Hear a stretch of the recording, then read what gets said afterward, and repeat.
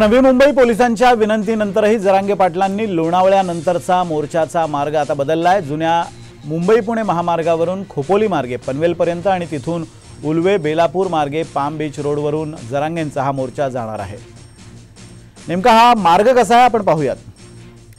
जुना मुंबई पुणे एक्सप्रेसवे वरनं खोपोली चौकात आल्यानंतर कर्जत, त्यानंतर पळसपे, पनवेल, कोनगाव, गव्हाणपाडा, उल्वे, बेलापूर किल्ला, त्यानंतर पाम बीच रोड आणि वाशी मार्गे एपीएमसी मध्ये आज हा मोर्चाचा मुक्काम असेल असा मार्ग असणार आहे।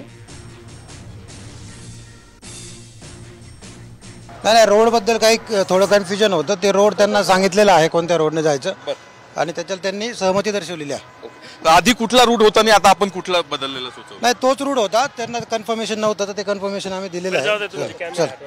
आणि कुठे त्यांचा आता मुक्काम असणार आहे? नवी मुंबईत एपीएमसी ला की खारघरला? ठीक आहे, ते निश्चित करू आपण। रूट कुठला बदललाय ते तरी सांगता? बदललेला नाही, जो पहिला रूट होता तोच रूट आहे। त्याच्याबद्दल फक्त त्यांना आम्ही आणखी क्लॅरिटी दिलेली आहे।